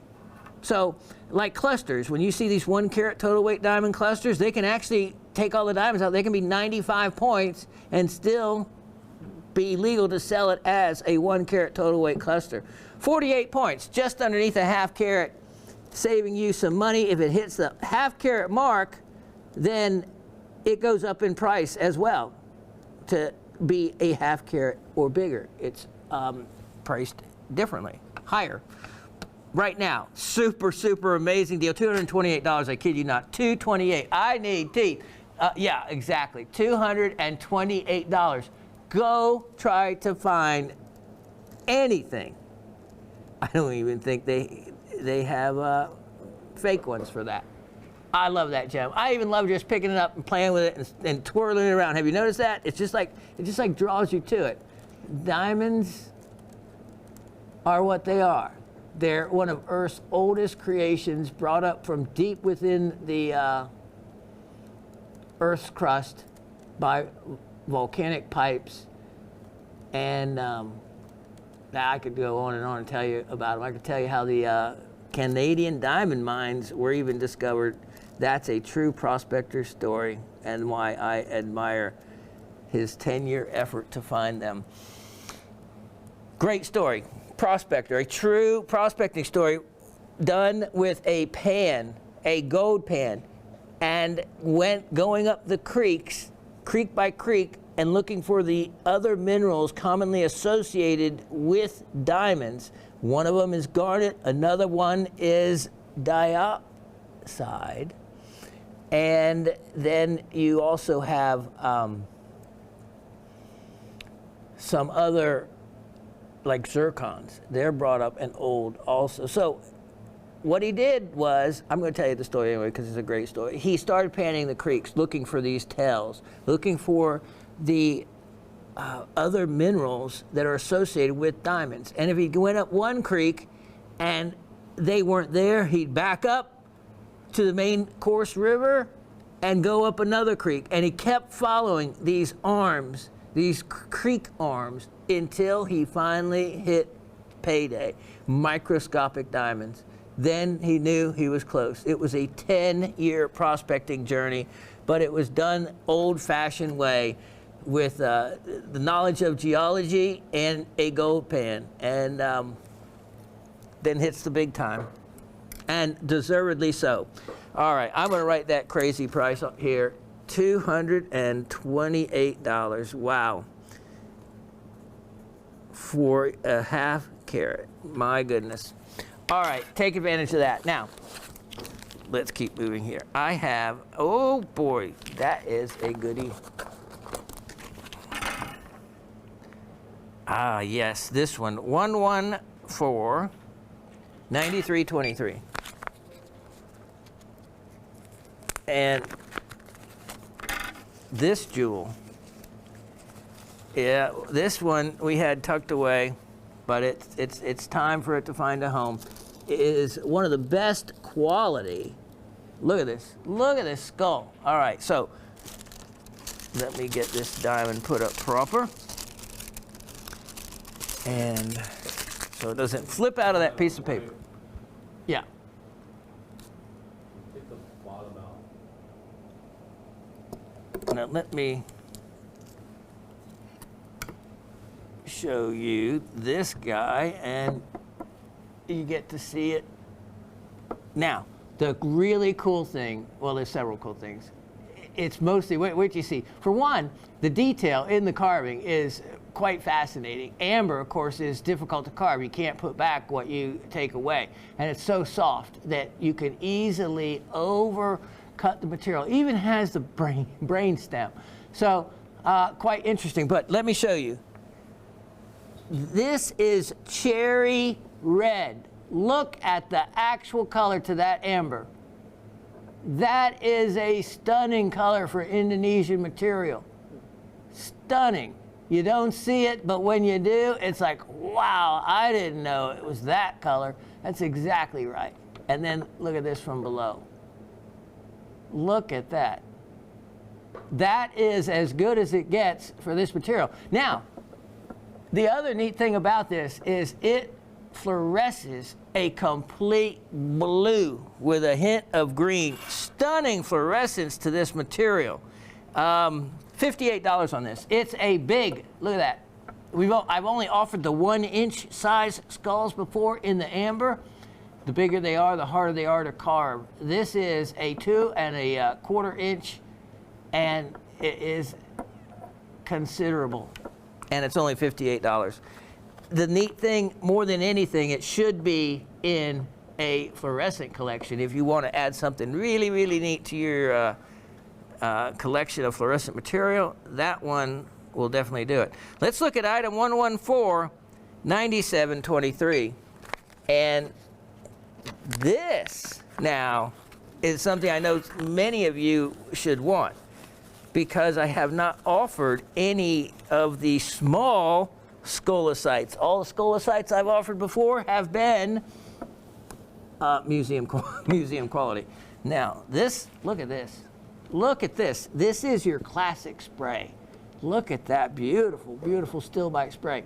And just gorgeous. I mean, scolicite, still bite. I say still bite because look, there is a still bite going right across the top of that. There it is. You have a still bite crystal. You can see the light cream color to it. Here's a bisecting scolicite there. So what a nice cherry on top of that sundae that is. A wonderful addition to anyone's collection, especially something like this, because it's difficult to find a scolicite that's affordable, for one thing, and that has the still bite with it. So you have a classic combination there. And this guy, I have an excellent deal as well. $28. Yeah. Only $28, and you can potentially add 2 new minerals to your collection, or at least the scolicite, because the scolicites I've offered, again, like I said, have been in the higher end, and that one is affordable to everyone. So now let me show you next. I have so much to do here. Oh yeah, this one, 114, 97, geez. 114, 92, 23. And with this, see, this is, let me just show you. This is why it takes a moment. I wrap them up. I have these really cool, nice high-end, thick plastic bags, and then I wrap them up really well in here, and they're really protected. So it takes a moment or two sometimes to unravel. All right, check this out. Look at this. So first, this is, again, would you pick that up off the beach thinking it was anything special? No. Who would? Except one of us. One of us rockhounds out there might recognize it as something special. It's not Tampa Bay. No, there's a difference. It's with Lacucci. Agatized coral. Let me show you what you'd be stepping over if you just said, oh, ouch, that's a stupid rock. I'm just going to throw it in the water. Uh-huh. Look at that. Look at that. Incredible, incredible botryoidal formation, beautiful agate, but there's something else. There's something else. This is a stunning green fluorescence in the chalcedony. So what happens is there's a layer of, you can't even see it. It doesn't even show as recognizable, but around the entire edge of the openings, that would include this one, that would include this opening over here, and this one up here. There is a band of almost chartreuse green, but a stunning green fluorescence. And it has to do with the first layer that formed, and it's a chalcedony layer. And then there isn't fluorescence, you just have this incredible, beautiful agate that's been polished. Look at that botryoidal formation. And see the blue, that bluish color, very desirable. Now here's one of the little tricks you can look at to help you determine origin, whether it's Tampa Bay. When you look at the outside, you have to be able to spot them. You see these, the hexagonaria formation to the coral, that's a big help. You don't see that in much of the Tampa Bay material, but you can see it in the with Lacucci material. I showed you one the other day that had a really nice face of that. That only has a little spot. You'd have to look for it to, but that's all it takes sometimes if you want to try to determine. Some people might try to sell the Tampa Bay because it's extinct. You can't get Tampa Bay material anymore. So maybe they could switch it on you. And I just am one of those that's suspect and count on my own knowledge and go with whatever. If they have a price that is a with Lacucci price and they're calling it Tampa Bay and I know it's Tampa Bay, I'm not going to make a fuss with them and tell them they're wrong and I'm right and then go with that. No, I'll just negotiate my best prices if it was wherever I deem it to be from and go from there. So look at that. Isn't that neat? You have the Druzy quartz up here. It has everything except, of course, the other side to it, but that's all right. One side of this one is plenty good enough to give you a wow factor. Now, so that price is, Shawn? It is only, wow, $38. Only $38 on that guy. Now, let me put these away. Don't want to take the time to put them up right now. Have too much to show you, but I don't want to smush anything. 38? Mm-hmm. Yeah. I know. A deal. Okay. Next, I have item 114-8523.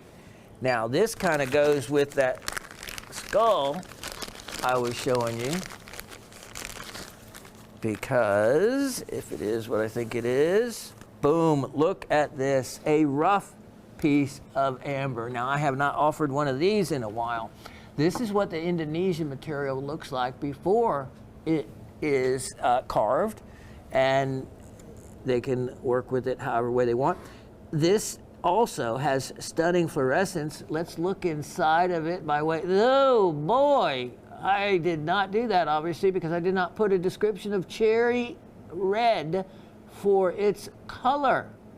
And I certainly would have notated that, but I did not put the magic light to it. Wow. Okay. Well, I'm not going to change the price on it, even though it should be. That makes a fantastic specimen or a cutting and carving piece of rough. By the way, you can sit with a wood carving knife and actually carve away amber. You can sit watching TV with a Dremel. And I'm not talking about a true Dremel. I'm talking about, like, ladies, the little battery operated, I brought it in and showed you one day, fingernail tool that you can use, whatever they're called. They work great. Not only can you cut the material down, they often include diamond burrs with those, and they're not 20 or 30 bucks. They also include polishing pieces that, because of the hardness of amber and the similarity, excuse me, to a fingernail, you can actually use those to do a lot of lapidary work on a piece of amber, sitting watching TV. You don't have to go to a bench with all these tools and equipment. Not amber. It is plenty soft enough. All right. Now, on that one, yeah, that's right. Price would help. Yeah. Here we go. I have a sale price on this guy. That whole piece, let's make it only $18. $18. That's certainly worth it, no matter what you do with it. Actually, it'd be fun to carve it. I think carving that piece, it would be a wonderful beginner carving, only because of the hardness of it. And you wouldn't get frustrated with the amount of time it would take to cut it down. It would go quite quickly for you. Item number 1148623. And what do I have here? Oh, yes. Yes, indeed. Take a look from Cave in Rock District. I have a treasure and a collector's crystal. Take a look at this. Look at this. Now, wow. At first glance, all you see is purple. Purple. But that's not all that's there. So Cave in Rock is a location in Illinois, and this piece has some of the classic features that you would expect for a piece from there, versus, let's say, the Sweetwater mine. The fluorite coming from there, going to be different. The Elmwood mine in Tennessee, fluorite from there, going to be different. All right, let's look at this. You already been sneaking in on it. I had my head turned there, Latif. Zooming in on the chalcopyrite. Now, how do we know it's chalcopyrite and not pyrite? Well, you try to find a cube. You try to find something that is a cube shape. And if you don't see cubes and you see mostly things in a triangle form, even if it's distorted, then you know you have chalcopyrite. That's the difference. Now, here's the thing that is classic to this area. They're called reaction halos. When you put this up to a light, the chalcopyrite and the fluorite, what happens is they'll have a reaction, and you will get what looks like by the way, have you noticed the bicolor look? Which I should have been talking about first, because if I flip this over like it is, boom, look at the incredible yellow fluorite. That's another thing that you look for. And then down here is the sphalerite. There is sphalerite. I don't even know if I put it, might not have had room on this to put it in the description. No, I didn't. So that's why you need to write down or listen to my words so you know what exactly you have. You have sphalerite right here at the base. Okay, now there is probably some phantoms to this as well, where you can see that. Okay, so reaction halos are the cloudiness around the internal crystals that you see in this fluorite. And you can see these, all those. You don't see a perfect crystalline form. You see kind of a halo around the crystals, and you can see that again spotted all the way through there. And that's, there you go. There's perfect ones right there. Look at that. A beautiful blue color, actually. And then you can actually see the reaction on the surface interacting with the chalcopyrite and also internally. And that is exactly the classic look. So you can also see the well-formed triangle shapes to it.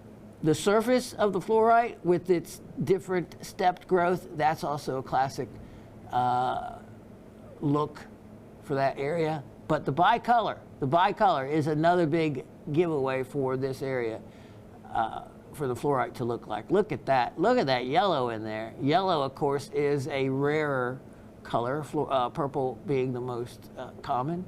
But you have a wonderful collector's piece from a well-known district, but often difficult to find specimens, or specimens that are really mislabeled if they don't know exactly where something comes from. A very desirable piece to have. Only $58. Only $58 on that. A wonderful opportunity for someone to get in on a unusual piece indeed. Now, let me show you next. Oh, look at this. Okay, 1148423.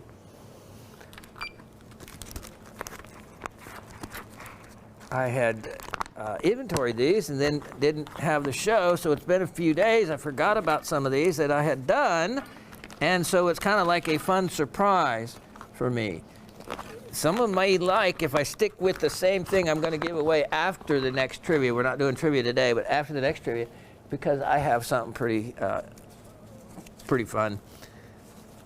I want to actually show it to you and see what you're playing for, but I'm not going to. I'm just tempted like that, though.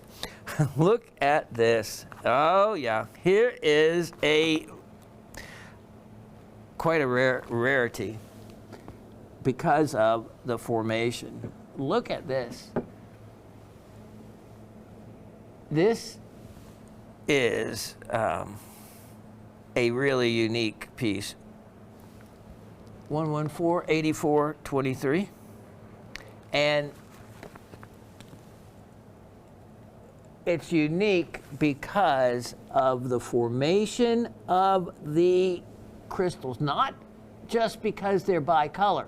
Look at this, but because if you look at the termination of the calcite, they are what is referred to as nailhead calcites.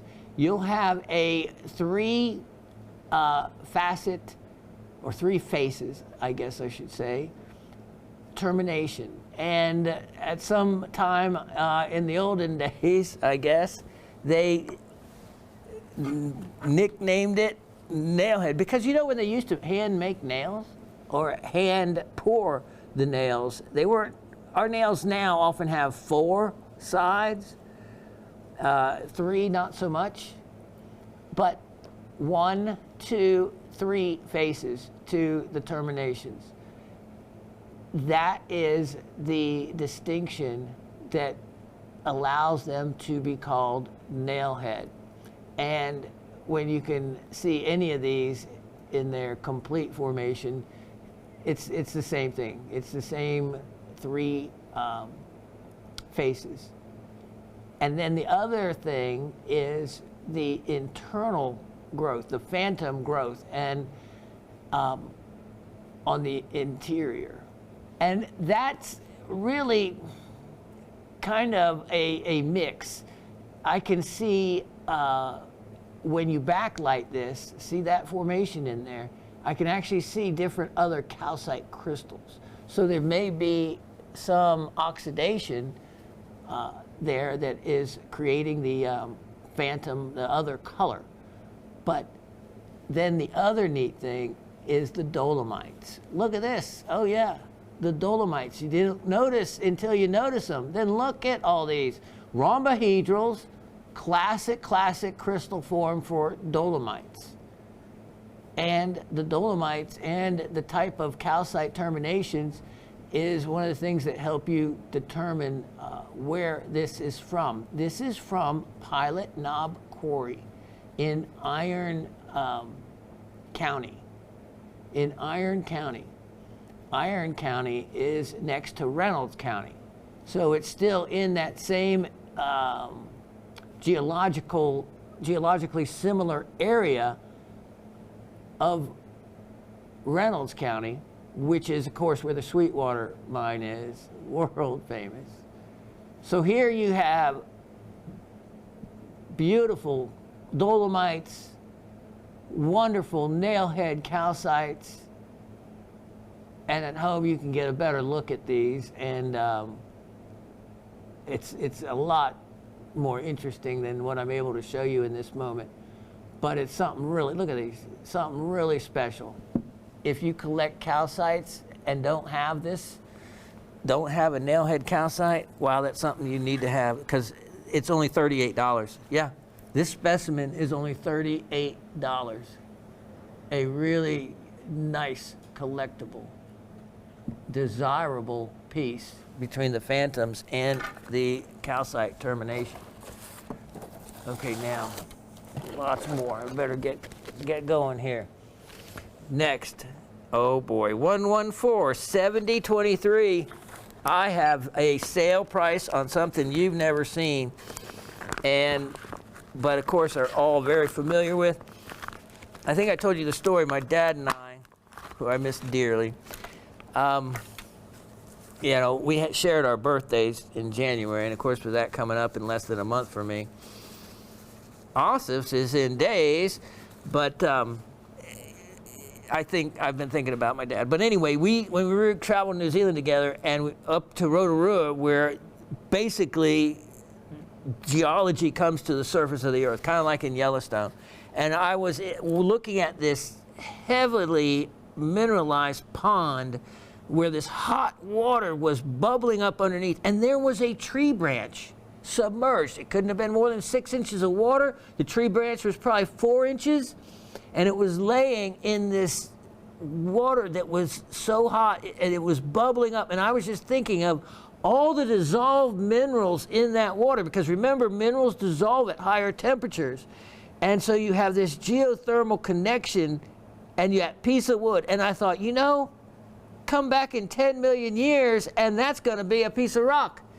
And that I got to really see, though, how it can be replaced, how wood can be replaced by silica, and you end up with something like this. Take a look at that. Take a look at that beauty. And that is a wonderful piece of Madagascar petrified wood. It's a polished slab on one side, and the other side it's kind of cool because it's almost polished.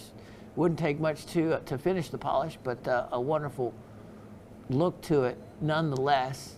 It actually has all of the exterior, and I think it was pretty neat that the label was actually on it of Madagascar. So that's desirable, so that you know, because there's some Washington wood that can look like this, and Washington wood is a lot more valuable or expensive, and don't be sold Madagascar wood as Washington, because it can happen. That's where it matters. And do business with who you know, and make sure they know what they should know to sell what they're selling. I have a excellent value on this, only $44. $44. If this would be Washington, because the Washington square woods look by way of color very similar. If you don't have the other minerals present, like manganese, like iron, to give it the yellows, the purples, all those colors that you see in some of the Arizona wood, then you're going to end up with wood that's more this color. And that's what it has to do with what is present in the water. This one, you can still see some of the growth rings for its age. Just a really nice piece of wood altogether, especially for the very small amount of money that a piece like that is. Now, let me show you next. It is item 114-8723. And here is something I made from one of those ruby and zoisite pieces I had many years ago. I don't have anything like this now. Look at this, and look at the size of that ruby and the zoisite. 8723, is that the right number? Let's see. No, let's see, I read that right. 114, my goodness. Let's see, teeth or glasses, 114-6723. Those 6s and 8s get me every time. Look at it. And this is a thicker piece. It's not as thin as some. So you could actually cut cabochons from this because it's thick enough to do a cab. But wow, look at that crystal form to that. And look at the quality of the zoisite. I have no doubt that this would not fluoresce. Incredible, beautiful, beautiful reds. You know, with the chrome in it, this just glows a bright green, and this will be a bluish gray. What a look to turn the light on and off and see it go from those two colors. Wow. Then, look at that. So it almost looks like the outside of it, like an animal. Look at the other side. And then, I'm just curious. Oh yeah, look at that. Oh, look at the green. Wow, look at the zoisite crystal. You can basically see a crystalline form of the zoisite. Where you take that away, it's not as well defined. And if that's calcite around it, I wonder, I have not done fluorescence on this, but I wonder what that would look like. Beautiful. Then let's look right down here, this other green. Goodness, look at how clean that is, how much there is. What a cabochon that would make. If you did one half green and half red, well, that would be a Christmas cab for sure. Then you have some of the pargasite there. It looks like maybe some of the black pargasite. But what a piece. And then I just have that spray polish on it. You could continue that, and it would fill in and eventually give you a bright, solid, shiny face. But I actually kind of like that matte finish to it. It actually came out real well when I sprayed this one on both sides. Better than some of my other Shawn polishing works there. I have a deal on this. It is worth it to cut cabs out of that for nothing else. $58.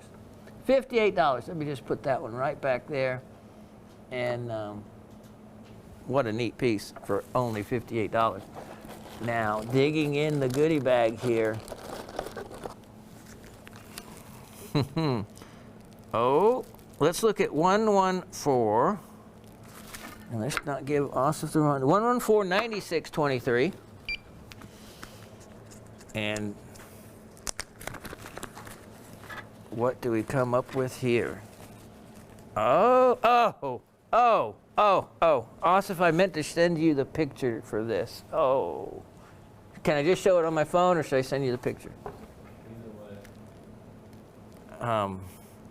This was, yeah, it looks so much better when I'll show it on, we don't have enough time. Let me just show this on the phone. Okay. This piece, I wanted to show you because it was a perfect example of what I'm going to show you next. Okay, did I give you the item number? Yeah. Okay, so let me show the specimen. Look at this specimen. Look at this specimen. All right. Then let me show you the picture right out of Mindat. Look at this picture. Man, Shawn, you do not know how to use a phone. Okay.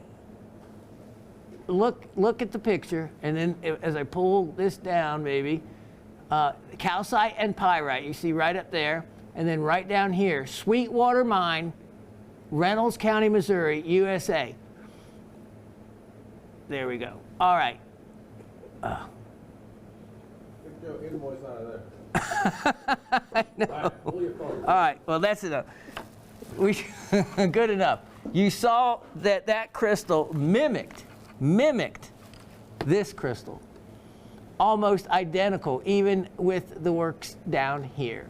You have a calcite crystal that is just almost the whole thing. It looks like it came out of that picture. Look at the dolomites down here. Look at the dolomites. Look at the pyrites, or the chalcopyrites. And they're forming in these little kind of, that's what's so neat.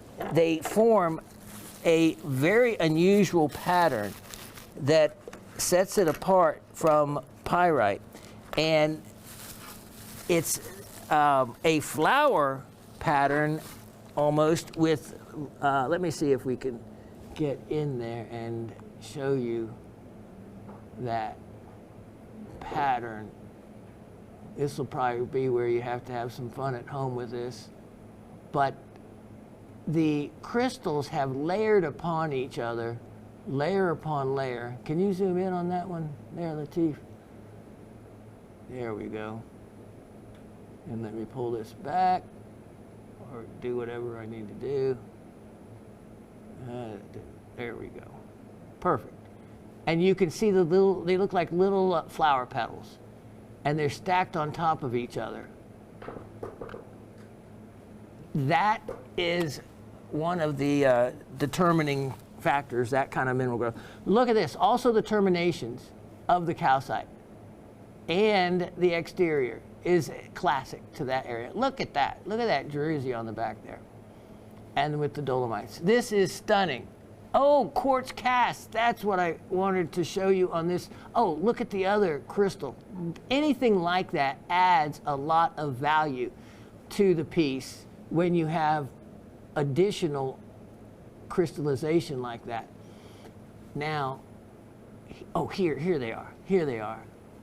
See these four? Look at those 4 different crystal casts. There was something else in there. There's quartz, but the cast, it doesn't mean quartz cast. It means these are casts. It could have been calcite that dissolved out, could have been something else, but you can see other crystals have grown in there, but you have 4 very, well, maybe 5 distinct areas there. And then look at the chalcopyrite. You see it iridescing right there on the bottom. Just a marvelous specimen all the way around. And only $88. Only $88 for a incredible classic that could have been and could still be. You know, I keep thinking that one of you are going to send pictures in and attribute them to the show, you know. As you can see at the bottom of Indet pictures, they always have, you know, like where they're from or who got them, whatnot. So I haven't seen one yet, but I certainly could take pictures and send them in of the ones I have. And this one would compete just as well with any of those others as you saw, which next time I'll send to Asif because he does such a better job than I did. And he said, probably shaking his head, yes, I meant to do that. It's just been a crazy, crazy week, and all of us are grieving, and yeah, just been one of those weeks. Next, I have 114 and 6223. Now, let me show you something that goes along with one of those, a couple other pieces I showed you. But these are some of the really, really nice ones I've held out. Look at that for ruby in zoisite. Wow, look at the color. Now this one I've cut thin, and of course, look at that. Look at how transparent that becomes. Again, you're going to have incredible fluorescence. The quality of the ruby is really fine and makes a beautiful display piece. Just really outstanding and attractive. And I have put this on sale, big time on sale. for only $38. You know, think about what it would take takes for me to saw that. It takes 2 cuts, one on one side, one of course on the other as you're slicing it off. And then you have to, that's like 5 coats of getting that spray just right on both sides. There's actually a lot of time involved to turn around and sell it for only $38, but that's why you guys watch the show. Let me keep up with the time. I got about a little bit left with you. So let me show you. I have something here. I have 2 of them, but different item numbers. So It's a great gift. Looks like a tree and it's Christmas colors. Oh, it does. Yeah, Austin just said, what a great gift. It has the Christmas colors and looks like a tree. It does. It is perfect. And remember, I will drill. Make it an ornament. Exactly. I was just going to say, I will drill these for free. Just, and I'll do it straight away because, you know, Raven's over here every day. I can even drill. About $38 more. There you go. He's playing like Latif does. Charge $38 more to drill the hole. No, I will just tell your sales rep that you want a work order done. Most likely, without being told, I would probably drill the hole right up there. Yeah. But if someone wanted it that way, we could drill it right there. Just tell them you want the fat end or the thin end if you have a preference. But normally, I would go. Yeah, it's perfect right Yeah, it is. It is. It is perfect. And those colors are stunning. And for $38, you know, like Asif just said, what a great gift. Not necessarily if you want it for yourself, but what a present to give someone else to hang it in their window. We actually have multiples of them in our kitchen window hanging right there. And I look at those all the time. I think, I want to sell those. Of course, you know, Raven would cut my head off because I guess I made it for her and gave it to her as a gift. So you can't take that gifts back. But when you need some teeth, you got to do what you got to do. Let's look at item 114.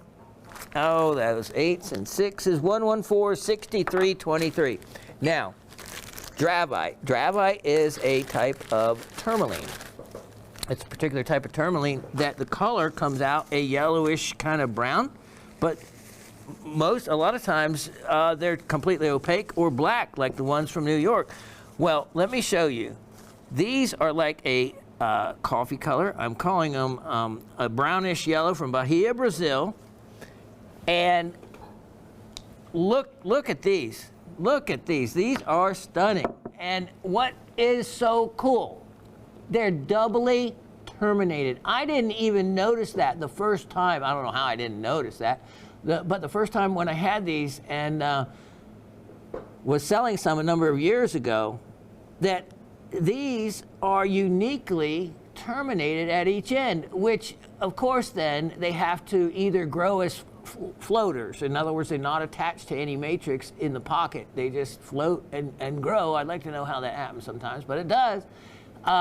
Or they're attached to somewhere weird, like maybe there. I don't know how that would be. But here's the other neat thing. The translucency. The translucency to them. And that's what you often don't see in dravite. Look at that yellowish brown color. So I have this, look at this large one. Look how big this is. Look at that. Look at the colors in that. Wow. And you can see how far the light passes through, quite a distance. So it's a great translucent. So I have those two, and they are going to be only $21. $21. Now, the next parcel, it's going to be the same amount. It's 114, 6423. Let me just show you these two really quickly. Did they come out? I think that it was weird. Like the weight came out. Yeah, exactly the same. Though this is no kidding. When I paired them up, and I told you before how fair I try to be when I have things that price the same and they come like I'm breaking up a parcel. Let's see, that was 114, 6423. Yeah. And they both came out to 750 carats. So, okay, so there's those two, right? Here's the other parcel. Look how, and I thought, they look close to the same weight, and they were exactly the same weight. So let me not mix those up, put those two here. All right, look at this. All right, again, terminated at both ends, which is Yeah, 750 carats. 750 carats, and that was just, that's a lot of carat weight there. And so again, look at the translucency for dravite. What fantastic specimens, or a gift to someone because they're not going to have something like this. There's a little bit of mica on the exterior, it looks like. Same price, $21. Only $21. Wow. Now, let me put those where I can. Oh, there's that. Now, am I going to have a mess? Let's look at 1110123. And this make a nice gift for someone.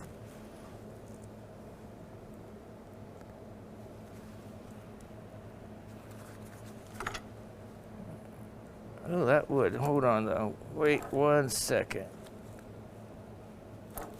I think I'll hold up on that one and show this instead.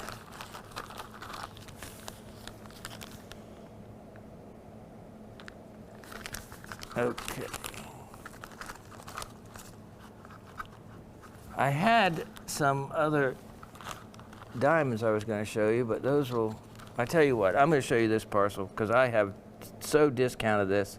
It is item 1107323. 1107323.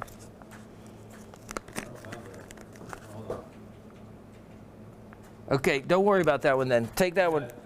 Okay. Look at this. This parcel, if you want it, grab it, because it is going to be ultra discounted. HI color. Look at the clarity. VS clarity. They are all basically came out of one ring. So they're matching goods. And if you want the entire parcel, so discount. Let's do something so crazy. I don't know how you would pay. 88 points. This material is really expensive. Price on this, though, is going to be, I'm just going to see who is the smartest ones in the bunch. $98. $98. Okay, this will probably have to be the last item of the show. And if you've seen it before, I hope so, because I'm not going to be able to take the time it would normally take to feature this. I have something that I said I wasn't going to do less than what I had it at, but I have no choice. I need teeth. 114-2823. Here is the most outstanding, one of the most outstanding specimens I have ever featured. Wow. Here is that museum quality prehnite. Look at the size of this. Prehnite, and so many. This is from the Malad quarry in the Mumbai suburban quarry that is closed due to the encroachment. It was closed by the end of the 90s, the encroachment of houses. And it is beautiful. Prehnite, gyrolite, has quartz and calcite. Let me show you. So all of these whitish, translucent, those are all prehnites. These opaque whitish crystals are gyrolites. Look at all the caverns in this. Look at the other minerals in this. You have the druzy quartz that's everywhere. We're just, let's say, on the top level now. Look at that. Look at the prehnites in this. Relative to my finger, you can see the size of them all. And look at it is in perfect condition. There's nothing nicked, nothing broken off, because they're all protected, because they're back in there. Let's go to the bottom layer, right over here. Start on the right if we could. Yep. Now look at these. Can you look at the gyrolites on the prehnites? This is museum quality. Look at the roof of the crystal. Look at that pocket back in there that you'll have to explore. because we're going to be out of time. Look at over here. It keeps going. There's something really special, though, I'm going to show you. We haven't gotten to it yet. Look at that. And we're going to turn this the other way around. And this is not like it's you get what you pay for. There's weight to this. Okay, let me show you. When I was looking at this, I had come across, there was a mama bear and a baby bear. This is the mama bear. Look at the size of this crystal in the end. Look at the iridescence in it. That is a giant calcite crystal. And when you read and learn about the Malad Quarry calcites, this has what they are known for, which is that brown or tan center. Look at that. Here's my finger. Look at the size of that calcite crystal. And look at the brown center. Look at that perfect formation. Look at the iridescence just tucked in there. I mean, that is the kind of stuff you only find in the museum type of things, the things you look on the cover of Rock and Gem and you pine away for. Look at back in the caverns there. Don't have time to flash the light back in there like I'd like. Look at the back side of this. Look at in that one. There is nothing that isn't amazing on this. But wait, there is, let me see if I can find it real quick, because there's one that led up to that big calcite. There is a smaller one. And when I saw that, oh yes, here it is. Can you go right here? When I saw this, let's see. Yep, see that crystal right there. See how it's clear, except what does it have? A brown center. I saw that one. Look at that. You can see it is absolutely a different crystal with that unique brown center. Then I hadn't spotted it. I kept moving along and then tilted it and looked up here. And when I saw Mama Bear tucked away in that cavern, it's like, wow. Wow is all I can say. This is everything you would want. And the original price was, this is something that you would see for $3,000, $4,000, $5,000 easily, if not more. Look at that. There's so much to see and explore. You probably have some Gannardite on this piece as well, and it's from a quarry that's closed, and it has all the defining type of characteristics that tells you it's from the very desirable Malad Quarry, again, which is closed. Stunning, stunning piece. And right now, I am making it a price that is so far below the market, only $988. Now make it $977. $977, I know, it's well below this. This is the kind of stuff that the high-end dealers want. Perfect condition. And it's one of our favorites at the house, but you know, it's just time. We've enjoyed it. And it's now, I want it to be someone else's that will really enjoy it as well. Look at this one over here. This is one more quick zoom in on this little crystal right here. It's just like a little snowman, a little gyrolite sitting on top of a prehnite on a bed of, look at that, snow, of quartz crystalline snow. I don't know. There's so many different ways to enjoy this piece. Truly, truly magnificent. I don't know what more to say about it than that. And the price is exceptional. As much as I'd love to keep it, I need to sell it. And someone at that opportunity is going to be, well, we call it making money on the buy. That's what we, you know, with my buying office, that's what we used to call it. In other words, you make money when you buy it. In other words, it's worth well beyond right out of the gate. Nothing you have to hang on to. Go look up other prices on this if you can find it with the other dealers that might carry something like this. Actually, looking at, you know, everything from Fabre minerals. You know, I'll even tell you their names. You can find them. Go to mindet.org. Look at all those pictures. Those pictures aren't in there just for fun. Most of them are connected to a mineral dealer. Well, I went to some of those. Am I worried about you seeing the names or anything? No. Go look at what they are asking for, things that I have just shown you. I have no problem with you looking at other price opportunities on these kind of pieces, because they're all so much more expensive, as you already heard. All right, that's going to bring our show to an end. I'll be right back in a minute to say my goodbyes. Okay. I'll be back next week. You're going to see this show tomorrow, which would be Tuesday, of course, as you're sitting there watching. We're going to record another show to air on Monday. I'm going to see you then. We're not doing trivia today because it's too short of a time in between recording two shows. It's not fair. Doesn't give everybody a chance to participate, but we will be back with the trivia in the next show. Take advantage of these opportunities I've given you, and I look forward to seeing you again Monday. And I apologize once again for the show not airing on the day that we all had hoped it would.